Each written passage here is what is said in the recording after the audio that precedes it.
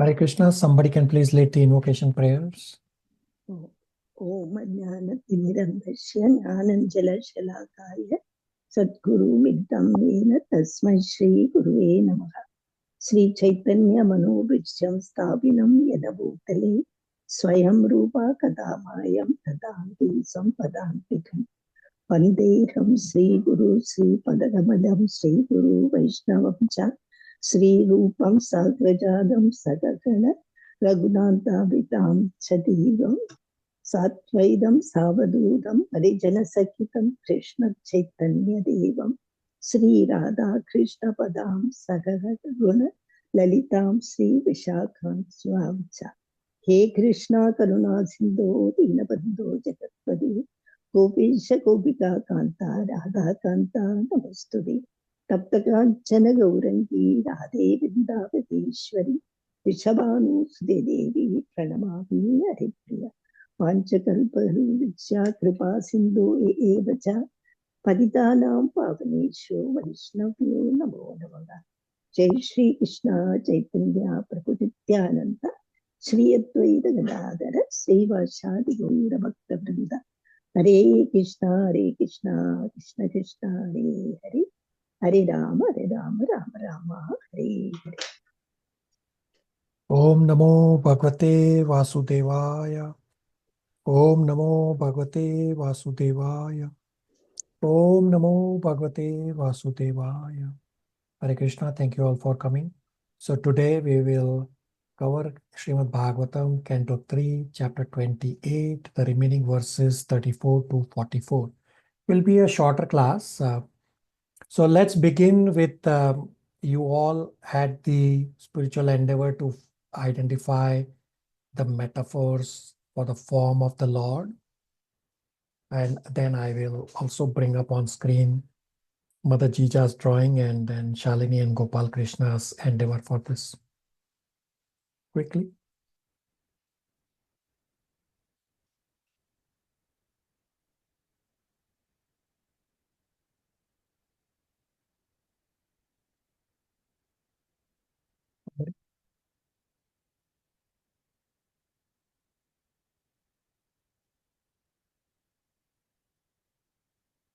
That silence.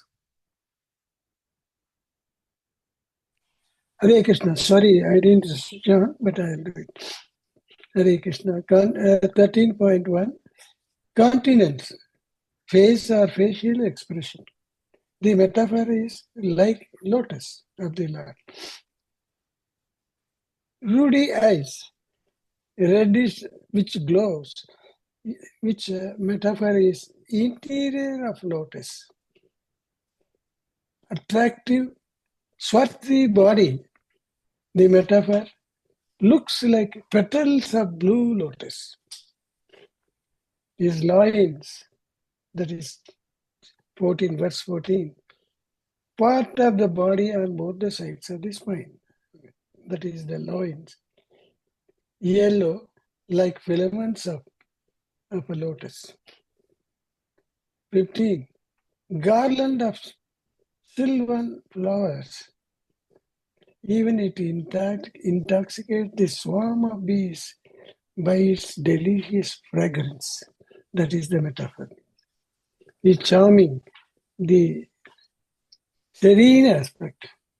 Metaphor gladdens the eyes and souls of the devotees.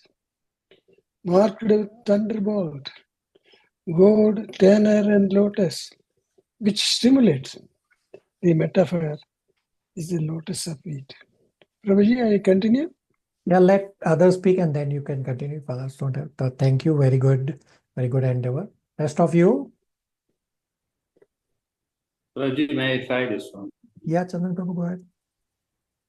The metaphors refer to the ornaments, articles which reminds the Lord, like sylvan flowers, swarm of bees, pearl necklace, arms bracelets, ankles, girdle, charming to look, singing of bees, and God, like rubies and gas, moon, all these in identification, and the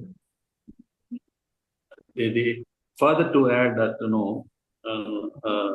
these are all up to the limb, and at the feet, lotus feet, we could see the Kasturba gems, discus, Sudarshan chakras, pouch, swan, club golem, all this alligator shaped earrings, all this. This is what I understood. Okay, very good, very good. Again, the idea is that you use all these items to remember Krishna. Okay, very good. Rest of you, the spiritual endeavor that you got from for the metaphors to remember the Lord. Quickly, please. Yes, Prabhuji, even the when we see the bees on the flower, remembering the curly head of the Lord, and the fish, when in the pond, if there is a lotus flower and the fish looks like the Lord's eyes. Yeah, very good. And if you actually take darshan, all the decoration, you can see all these things. Next time you take darshan, visualize all these verses. So we have learned from His Grace Bhakti Yoga Prabhu on how to take darshan, that you start from lotus feet and you absorb tiny details. And these are all the tiny details which are there in these verses. You can observe, like the necklace, the earrings, the alligator-shaped earrings, and all the gopi dots. Everything is there from the scriptures. Very good. Rest of you. Even the nails, vanning moon, like waxing moon shape, you can remember. Very good. Rest of you have not spoken. Prabhuji, Hare Krishna. The smiling face of Krishna is full of compassion for his devotees. His glances, accompanied by loving smiles, are full of abundant grace that dries away the ocean of tears caused by intense grief, Prabhuji, when we look at Sri Krishna's face. Yeah, very good. And Mother Jija, as you have on the screen, has made this drawing with all the description as well. Please take a snapshot. It's a little detailed to read right now, but take a snapshot, and basically are somewhat similar points to what you all also mentioned. It's very nice, very nice. Rest of you, what you have not spoken?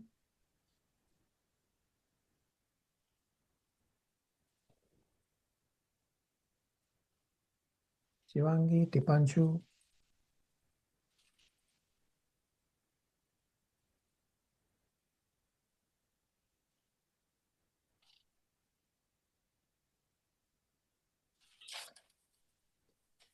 Shivangi. Hare Krishna, Prabhuji. The question on the why it's more important to hear than do the meditations, because the mind gets easily distracted, and hearing is easier because it creates impressions in the mind, like you can visualize what you hear. So that's very good, correct point. So this was the other homework question, that why is hearing better? And Prabhupada goes on to explain that even a child can hear and become Krishna conscious. And in later chapters in Canto 3, it will have this discussion that even a child in the womb can become Krishna conscious. So it's an upcoming discussion. Very good. Anybody else has anything to add? Dipanshu?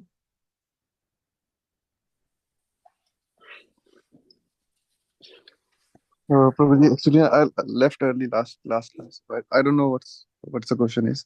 All right. Okay. So try to catch up on the recording. Okay. Yeah. Sure. Uncle, you had something. I will continue, Prabhuji, with your permission. Yeah. Beautiful ruby nails. YRB. YRB means ball-shaped object. Spherical moon is the metaphor.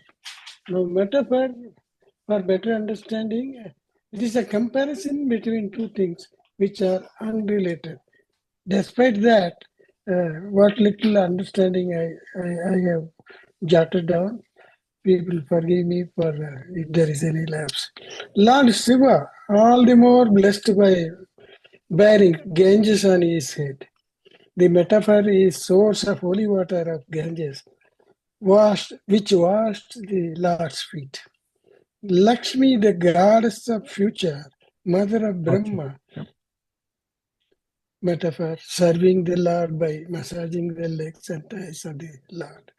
When we see the picture, we should imagine that is the purpose which you have mentioned. And I also realize that fix the mind in meditation of Lord's thighs, the metaphor, storehouse of all energy, utilize like luster of linseed flower, blue flower, carried on the shoulders of Garuda, most graceful look. Lord's navel in the center of his abdomen, foundation of the entire universe. Lotus continues different planetary system. Lord's nipple is like pairs of exquisite emeralds, pearl necklaces, whitish rays of milk. Lord's chest is metaphor. The abode of Mahalakshmi, source of transcendental pleasure. Lord's neck enhances beauty of Kaustuba. Kaustuba is the divine ruby jewel of heaven. I was living in a place called Kaustuba in Kerala. Lord's four arms, source of powers of demigods who control functions of material nature. Sudarshan Chakra, thousand spokes with luster, looks like swan. The Kwanchi looks like swan. Lord's club, named Kaumodagi, the favorite club, smashes demons. Pearl necklaces represent pure living entities engaged always in his service. Lord's lotus-like countenance represent the compassion for the anxious devotees. Beautiful face of the Lord, lotus-like eyes and dancing eyebrows.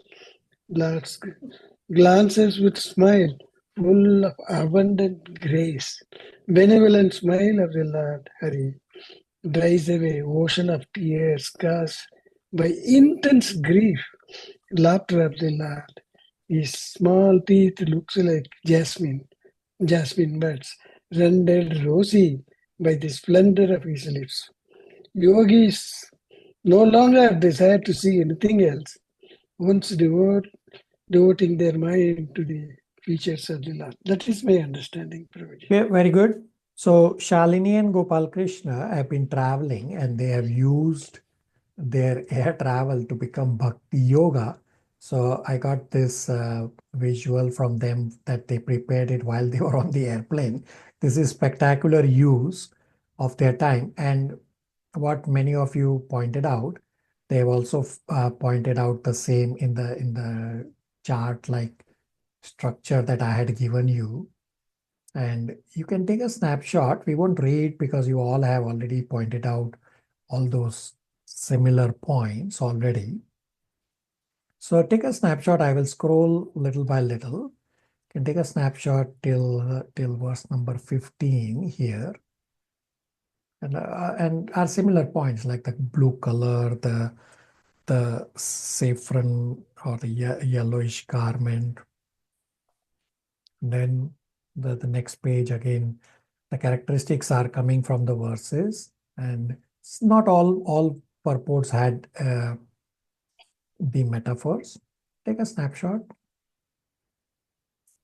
And same way they continue for other, like how you also mentioned about the thunderbolt lines and the toenails, some of you mentioned, and the light of the moon.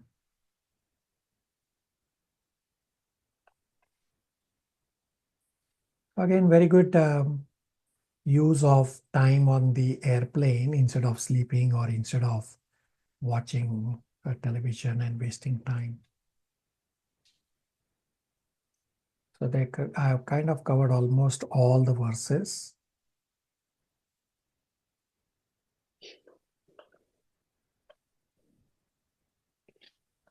Okay. So is this exercise going to be helpful to you to remember the form of the Lord? Yes, Prabhuji, definitely. Yes, Prabhuji. Very good. It is meaningful. Instead of going where there isn't and thinking something, mind will not divert. It will look for all these features what we have learned. Yeah, very good. Very good. Correct point, right? So that's exactly why Lord Kapila described these features so that not just Ashtanga Yogi, although chapter 28 is about Ashtanga Yoga. Yes, Ashtanga Yogi is also focusing on these limbs and the metaphors. As Lord Kapila described for both devotees as well as for Ashtanga Yogi, because he's explaining devotional Sankhya. He's not explaining raw Sankhya. Okay. Any questions, comments, realizations before we continue?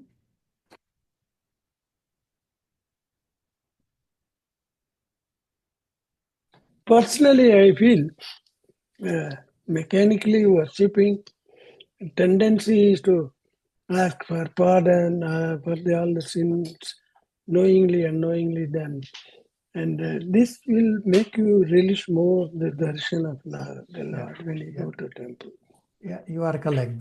You are correct that these are more relishable, and you can remember the Lord more easily. I've described many times that instead of the form, trying to remember the form of the Lord, the qualities and the other metaphors like how it described here, those are easier way, at least for me, to remember the Lord. And the metaphors, as Uncle was also correctly describing, the metaphors or the analogies are to make us remember or know from the known to the unknown.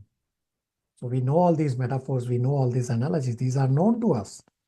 But Lord's form and qualities are not known. So we use the metaphors and the analogies to know the unknown from the known. Okay, very good. So let's continue and finish this chapter off. So what's the context and a recap as to where we are? So in Srimad Bhagavatam 3.25.29, Devahuti had asked her question number 4 that explained the yoga is aimed at the Lord for liberation. How many limbs does it have? And Lord Kapila is answering this in chapter 28, the process of Ashtanga Yoga. So the object of Ashtanga Yoga is not achievement of mystic perfections. Rather, the object is to concentrate on the Lord. Therefore, all the previous verses from 19 to 33, not 19, from 13 to 33 are described for Ashtanga Yogi also, so that the Ashtanga Yogi can also concentrate on the Lord and the devotee can also use these to concentrate on the Lord. So Lord Kapila describes these Lord's forms for both devotees and Ashtanga Yogis for their meditation on the Lord.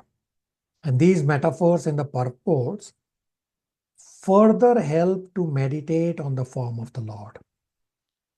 So many of the verses that we'll cover today are pretty straightforward verses in terms of the result as to what happened. So part 4 is verses 34 to 38.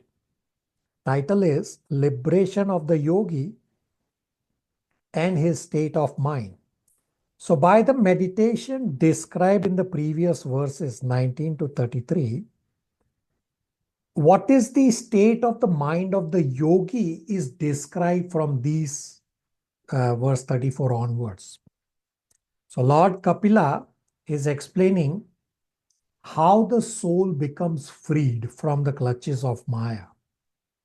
This section explains about the situation of a devotee who is at the bhava and prema stage. And practically, he is liberated from Maya. He is liberated from the reactions of his karma. Devotee has extinguished his ego.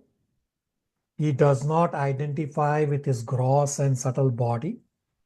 Hence, naturally, he is not so much attached to the byproducts of body, such as children. If he is a grahastha, yes, he will take care of family, but he is not attached. He is not attached to his own body also. He feels presence of gross and subtle body just as a dream. But we do not give importance to a dream.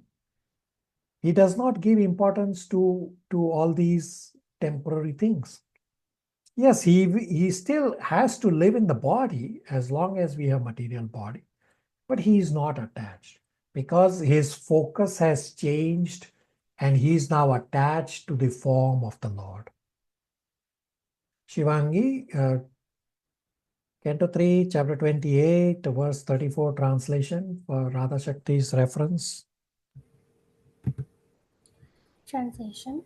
By following this course, the yogi gradually develops pure love for the Supreme Personality of Godhead, Hari. In the course of this progress in devotional service, the hairs on his body stand erect through excessive joy, and he is constantly bathed in a stream of tears occasioned by intense love. Gradually, even the mind, which he used as a means to attract the Lord, as one attracts a fish to a hook, withdraws from material activity. So this is an important point here, that Bhakti Mishra yogi, gradually meditating on the name, form, glories of the Lord, he is now attracted to the Lord. So previously, there was little force required for getting attracted to the Lord. But now there is a difference. Now, previously it was rules and little mechanical, exactly the word that uncle used. But now he has transformed. He is now at unalloyed devotion. And in verse number 35, a very important point is explained that Arjuna attained oneness with the Lord. Now this oneness is not the oneness like that of Mayavadis. Rather, Arjuna's oneness is that he has dovetailed his mind with Lord's desire. Radha Shakti, are you able to read 35 translation?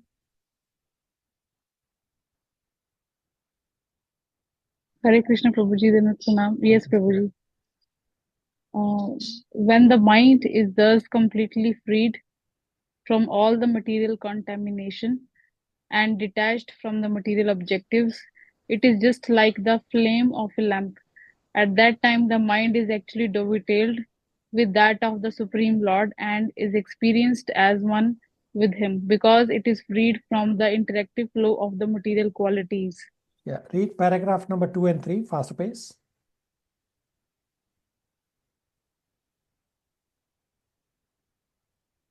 In the material world, the activities of the mind are acceptance and rejection. Second and third paragraph. Oh, sorry. The best example of nirvana is cited in the Bhagavad Gita. In the beginning, the mind of Arjuna deviated from the Krishnas. Krishna wanted Arjuna to fight, but Arjuna did not want to.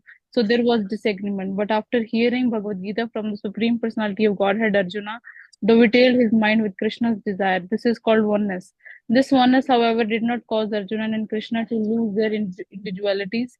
The Mayavadis philosophers cannot understand this. They think that oneness necessitates loss of individuality. Actually, however, we find in Bhagavad Gita that individuality is not lost. When the mind is completely purified in love of Godhead, the mind becomes mind of the Supreme Personality of Godhead. The mind at that time does not act separately, nor does it act without inspiration to fulfill the desire of the Lord. The individual liberated soul has no other activity nivritta guna parvaha. In the conditioned state, the mind is always engaged in activities impelled by the three modes of the material world. But in the transcendental stage, the material modes cannot disturb the mind of the devotee. The devotee has no other concern than to satisfy the desires of the Lord. This is the highest stage of perfection called nirvana or nirvana mukti. At this stage, the mind becomes completely free from the material desire. Yatharchi, archi means flame. When a lamp is broken or the oil is finished, we see that the flame of the lamp goes out. But according to the scientific understanding, the flame is not extinguished; it is conserved. This is conservation of energy. Similarly, when the mind stops functioning on the material platform, it is conserved in the activities of the Supreme Lord. The Mayavadi philosopher's conception of cessation of this function of the mind is explained here. Cessation of the mental functions means cessation of the activities conducted under the influence of the three modes of material nature. Okay, very good. So analogy of the flame is given that as long as there is a wick in the flame which is nourished by oil, it burns. But now the mind is no longer in touch with the oil, hence there is no material activity. So just as the flame goes off, but then Prabhupada explains about the extinguishing of the flame is not that the flame has gone off. You just now transferred your energy to be used in spiritual functions rather than stopping your activity. Everybody on the same page? Questions, comments, realizations?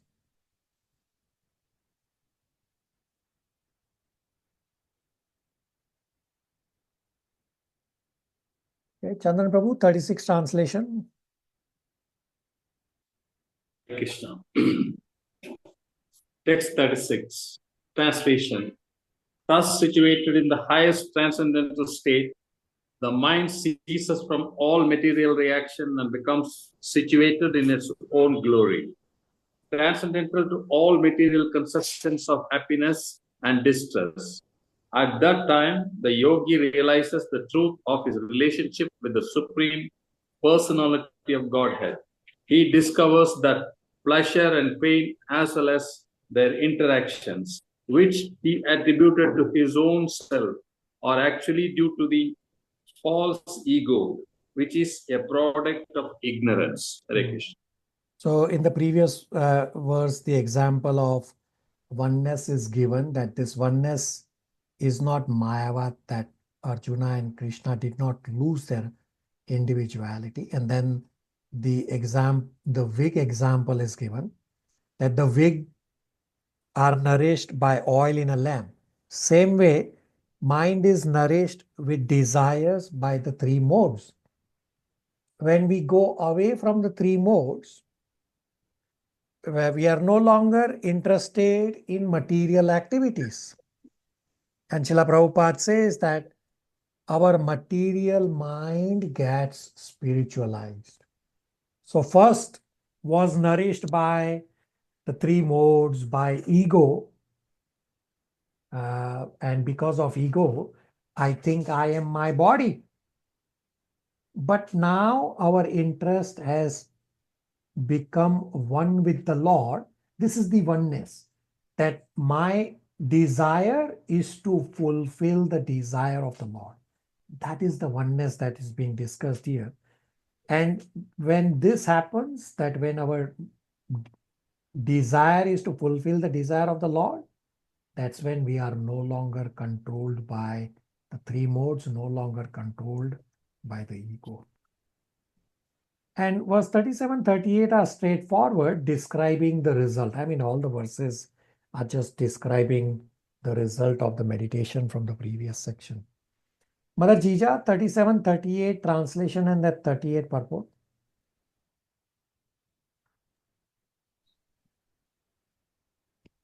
Text 37.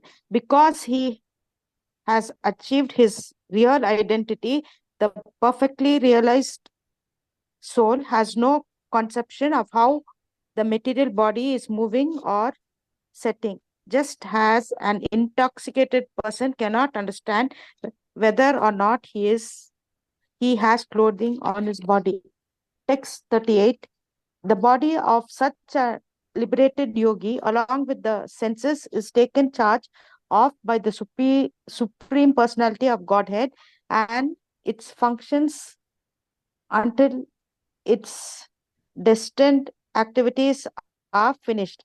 The liberated devotee, being awake to his constitutional position and thus situated in samadhi, the highest perfectional stage of yoga, does not accept the byproducts of the material body as his own.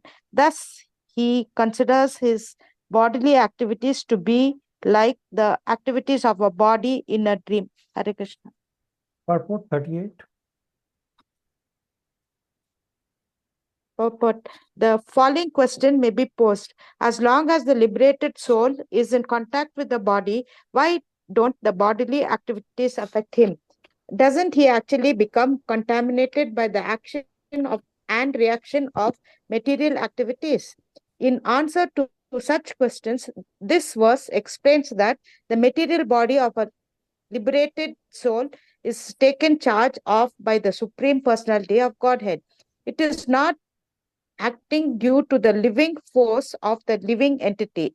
It is simply acting as a reaction to past activities. Even after being switched off, an electric fan moves for some time. That movement is not due to the electric current, but it is continuation of the last movement. Similarly, although a liberated soul appears to be acting just like an ordinary man, his actions are to be accepted as the continuation of past activities.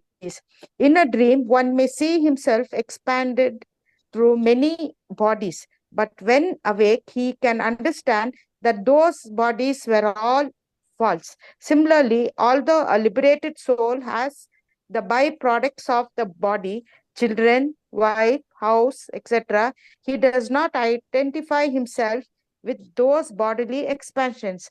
He knows that they are all products of material dream. The gross body is made of gross elements of matter, and the subtle body is made of mind, intelligent ego, and contaminated consciousness. If one can accept the subtle body of a dream as false and not identify oneself with that body, then certainly an awake person need not identify with the gross body. As one who is awake has no connection with the activities of the body in a dream, an awakened, liberated soul has no connection with the activities of the present body. In other words, because he is acquainted with the constitutional position, he never accepts the bodily concept of life. Hare Krishna. So one may wonder that even though they say that he's pure devotee, but he's still in the material world. That's exactly explained here, that he's not attached to the body. He's just functioning from what is required from the past activities and what the Lord desires. And he's in oneness with the Lord. Questions, comments, realizations before we discuss the last part of this chapter? In a nutshell, it conveys that the bodily concept is just like a dream. So your soul has got different role. One, this role it has played in this body. Therefore, no attachment to materialistic things. That is what I understand and realize. Yeah, you are correct. That body is just like a dream, and just as we have dreams probably frequently, we don't give much attention to the dream. Similarly, the transcendentalist, the pure devotee, does not give too much attention to body. Okay, so part 5 is verses 39 to 44. Title is Thought Process of the Yogi. So these verses describe the understanding of the yogi. Again, are pretty straightforward verses. In this section are qualities of the self-realized person. The liberated soul is able to identify himself correctly as the servant of the Lord. When I identify, or when we identify as servant of Krishna, that understanding includes that I am an eternal soul and that I am not this body. But yes, this is my body, but I as a soul, I am different from the body. The children, wife, yes, they are byproducts, at least the children, but I am separate from them, as well as I am separate from my own body also. Naturally, he will not be attached to the body and the byproducts of the body.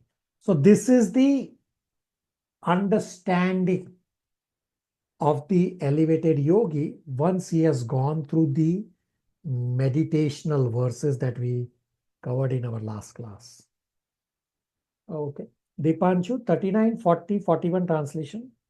Where, again, all these verses are pretty straightforward.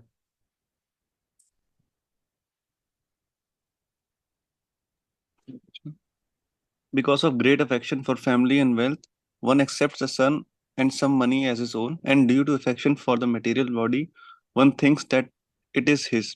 But actually, as one can understand that his family and wealth are different from him, the liberated soul can understand that he and his body are not the same. Text 40. The blazing fire is different from the flames, from the sparks, and from the smoke, although all are intimately connected because they are born from the same blazing wood. Text 41. The Supreme Personality of Godhead, who is known as Param Brahma, is the seer. He is different from the Jeev, soul, or individual living entity who is combined with the senses, the five elements, and consciousness. I already explained all of this, that how the yogi understands that he is different from the body as well as different from the byproducts. Okay. Mother Chandra Aunty, 42, 43, 44 translations. Text 42. A yogi should see the same soul in all manifestations, for all that exist in a manifestation of different energies of the Supreme. In this way, the devotee should see all living entities without distinction. That is realization of the Supreme Soul. Text 43. As fire is exhibited in different forms of wood, so under the different conditions of the modes of material nature, the pure spirit soul manifests itself in different bodies. Text 44. Thus, the yogi can be in the self-realized position after conquering the insurmountable spell of Maya, who presents herself as both the cause and effect of this material manifestation, and is therefore very difficult to understand. So this is the vision of a Samadarshina, the Pandita. He has equal vision. He can see the same super soul in the 8.4 million life forms, the bodies. Therefore, he does not differentiate between species. Now, some argue that how is the soul the same soul in different species? Different species have different size, aroma, and quality. How is it possible? Just as elephants are very huge, insects are very small, So how is it the same soul? And the example is given that the same fire energy is in a small matchbox, so proportionate to the size of the small wooden stick of the match in the matchbox, the fire is small. And forest has many trees, so the fire, the amount of fire is huge. Now, this does not mean that fire is different. Fire is same, whether it is fire in the forest, which is huge, or whether the fire is in the small matchbox. It's just that the fire is manifested differently. Same way, soul lives in a huge elephant and a small insect, but the soul is the same. Self-realized have developed this understanding, by which he is able to get out of the influence of Maya. Now, most important influence is that Maya makes us misunderstand ourselves. We'll discuss this at the start of next chapter 29, that how Maya makes us misunderstand ourselves as body. Therefore, we want to enjoy body. No one is able to come out of this misunderstanding except for devotees. Now, question becomes, how does this happen? How are devotees able to come out of this misunderstanding? Anybody remembers a Bhagavad Gita verse for this? Direct answer to this?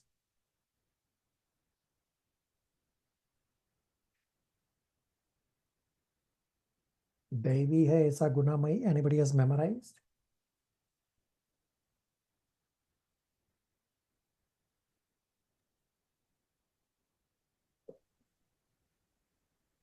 Devi Sham Gunamayi Mama Maya Turateya. Mam eva ye prapadyante.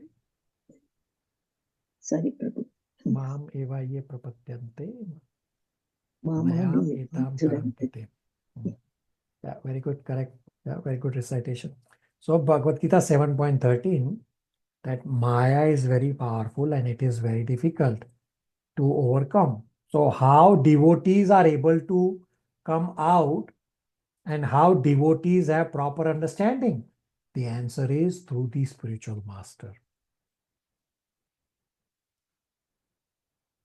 The spiritual master empowers us with that proper understanding by the mercy of spiritual master and the Supreme Personality of Godhead. And how does this actually happen? Is when the devotee surrenders to Supreme Personality of Godhead or to the spiritual master. That's when the spiritual master, as well as the Supreme Lord, gives the mercy and the understanding. Now this, without the mercy of the Lord, it is not possible to have this proper understanding. And one more point Srila Prabhupada explains in the purport,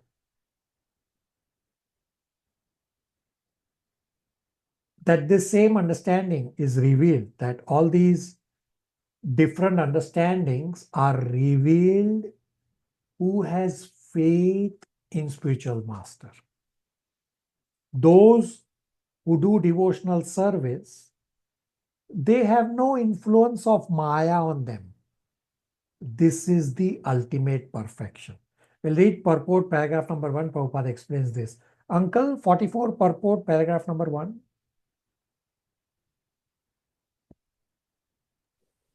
Hare Krishna. It is purport 44. It is stated in Bhagavad Gita that the spell of Maya, which covers the knowledge of the living entity, is insurmountable. However, one who surrenders unto Krishna, the Supreme Personality of Godhead, can conquer this seemingly insurmountable spell of Maya. It is stated that it is stated that Devi Prakriti, or the external energy of the Supreme Lord, is Divibhavya, very difficult to understand and very difficult to conquer. One must, however, conquer this insurmountable spell of Maya, and this is possible by the grace of the Lord. When God reveals himself to the surrendered soul, it is also stated here, Swarvanda Vadistate. Swarva means that one has to know that he is not the Supreme Soul, but rather part and parcel of the Supreme Soul. That is self-realization. To think falsely that one is the Supreme Soul and that is one all pervading is not Swarupa. This is not realization of his actual position. The real position is that one is part and parcel. It is recommended here that one remain in that position of actual self-realization. In Bhagavad Gita, this understanding is defined as Brahman realization. Hare Krishna. Questions, comments, realizations?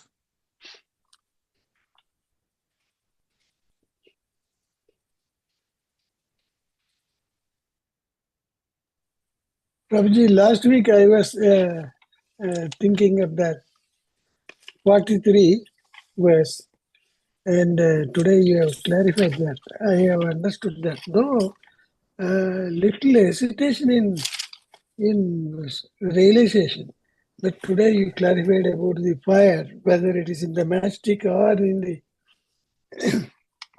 elephant. The example is excellent, or the insect. I understood it better. I want to acknowledge that. Yeah, very good that you read with rapt attention and as well as you hear the classes with rapt attention. Therefore, you are able to realize and understand. Very good. It's super spectacular that at your age you are able to concentrate for reading as well as for the hearing. Very good. You are an inspiration for many.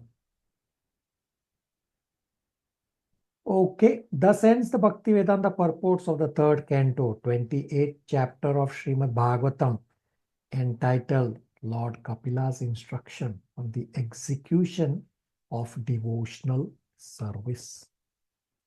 So, spiritual endeavors for today. So, the same spiritual endeavor from last week. So, continue meditation as is described in Canto 3, Chapter 28, verses 13 to 33. Engrave these verses in your mind. And for next week, read Canto 3, Chapter 29. So we won't cover the new chapter today. We'll just start fresh. We'll let you also read on the topics in that chapter.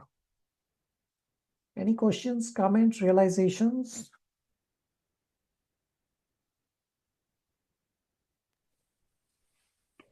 The characteristics and metaphor is a very good exercise, Prabhuji. Yeah. It really opens the dark corners of the mind. How to pray and realize God's visibility, which we have failed to understand all these days. Yeah, very good realization. So those who have not heard last class recording should listen as well as do the endeavor, because the endeavor is the repeat endeavor, just as Uncle correctly explained his realization that it's a super excellent exercise, because this is our bottom line goal, to be able to meditate on the Lord, not just artificially, but naturally. We discussed the point that how the yogi comes naturally attracted to the Lord, and thus he comes out of the bodily attachments and comes out of Maya's influence. Very good. That is why the 44th verse says the yogi is self-realized person. after conquering the insurmountable spell of Maya. Yeah, very good. Insurmountable is spectacularly important word. Yeah, very good.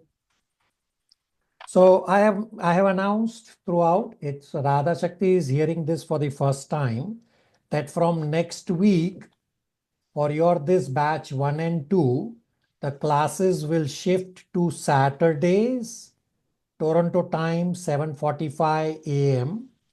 India time will be 6:15 p.m. And we'll, with the understanding that we will fine tune once more information becomes available for my Srimad Bhagavatam class. So I'll bring up on screen. So Sridhar Prabhu and Kalyani recommended one change. So if my Bhagavatam class happens at the Toronto time around 8 a.m., then batch 1 and 2 will shift. So I have removed the early morning time because uncle pointed out that will be difficult. So I've removed those times. And we will do it Toronto time 8 p.m. So previously it was 7:30 p.m. And Sridhar Prabhu recommended to make it little reasonable for devotees in India. So it will become 8 p.m. and India time 6:30 p.m. But this 8 p.m. time is subject to what happens with my Bhagavatam class. Next week onwards, batch 1 and 2, 7th December Saturday onwards, batch 1 and 2 will be Toronto time 7:45 a.m. and India time will be 6:15 p.m. Radha Shakti, you are hearing this for the first time. We're seeing you after a long time. Yes, Prabhuji, I'm hearing this. Okay.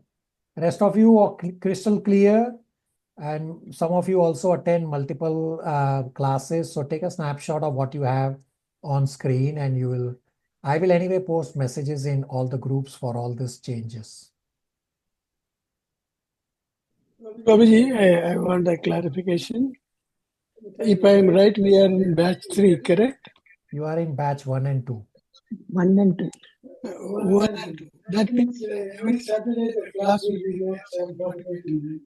Yeah, from next week, 7th December onwards, your batch 1 and 2 will become Toronto time 7:45 a.m. India time is 6:15 p.m. Saturday. All right.